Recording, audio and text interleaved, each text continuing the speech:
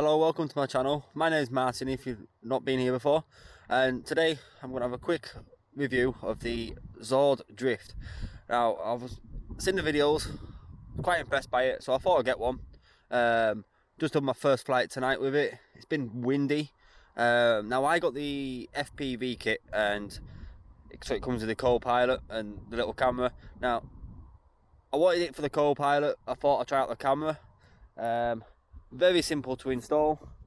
That's it all in there with battery at the front, little camera, and it's such an easy model to put together. It took me about 10 minutes. It's only my second aeroplane. My first one's a Bixler, so you know I'm quite used to the gliders. Just thought I'd get something a bit smaller to carry around, and gotta admit the co-pilot is fantastic. On self-level mode, it holds it really well in the wind. I'm probably flying in about 15 mile an hour winds, gusting 20. Holds it really well. Yeah, really impressed with that. I've not quite figured out how the return to home works, so I've tried activating it to make sure it works. It just sort of accelerates and shoots up into the air.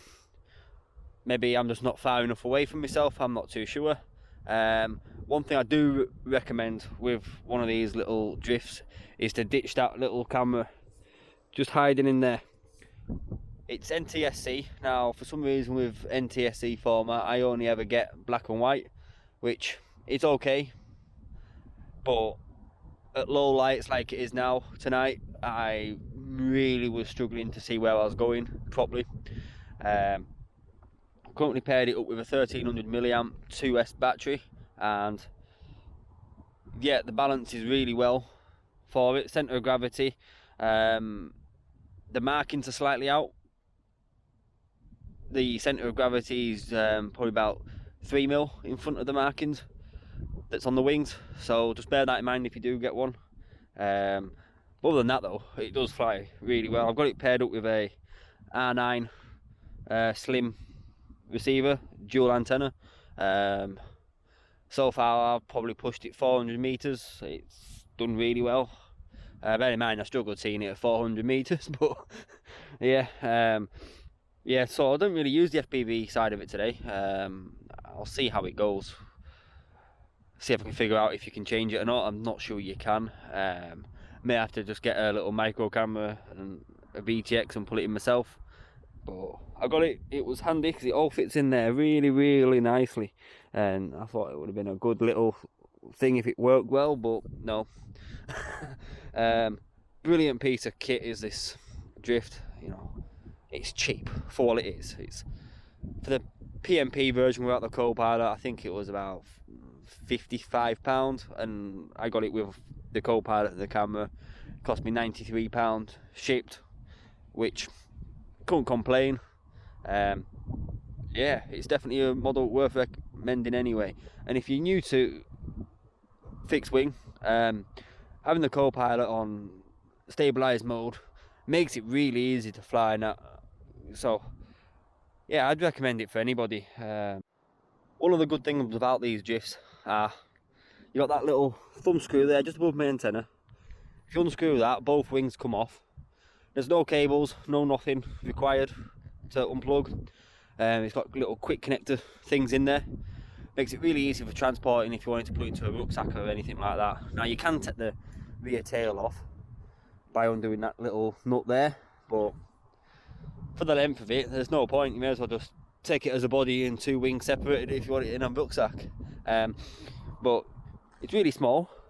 As you can see in my hand here, it's 800mm wingspan. Total weight with the co-pilot and the battery, I think I'm about 280 gram. So it's a bit over what it was designed for, but yeah, no, it flies really well and I'd recommend it. I might try it with the winds being at 15 mile an hour, gusting 20 tonight. May have to try it with a 3-cell battery I've got at home and put on the tri-prop propeller. Might help it go a bit better in the wind because you could notice it. It was fighting it just going forward, but yeah, it is a really nice plane, to be fair.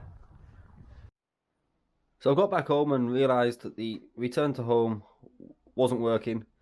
That was because I was just still too close to me. It was actually trying to circle, which I've now read the instructions. If it's within 100 meters from you of a radius, it will just circle, and that's basically what it was doing. It was trying to hit that 100-meter point to circle. So on a calmer day, I will try it again, go out a bit further. I'm gonna have to change the camera on it because it's only NTSC. For some reason in my goggles it only shows black and white, and it has quite a bad fisheye on it, so it's not the best of experiences. So I'm gonna probably chop out this little piece just here, fit in a micro cam, see what happens. I've got a couple of drones, so one of those is broken at the moment. Might take the Runcam Split 3 that I've got off, mount all the boards and everything else in there. You know, for the size of plane, it's a good little flying plane. You know, the wings have carbon. I'm assuming the carbon has carbon spars in them.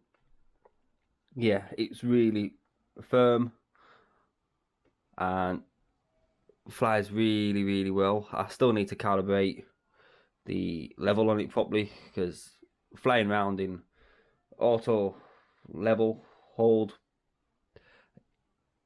super easy. It kept itself nice and level, but as soon as I put it into manual, it just wanted to nosedive. So I haven't got the elevator set correctly. So the only negative thing I've found on this so far, it's not really a negative, it's just something that may be a problem in the near future. It depends how much you use it and how much you accidentally crash, because let's face it, nobody does crash on purpose.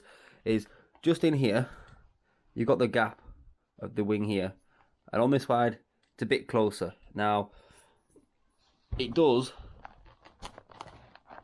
have a bit of movement on it, as you can see just there. So that gap may, as things loosen off, it may become a problem. Might be just a case of worth putting a bit of tape over it to hold it. But that's something I'll have to do for next flight.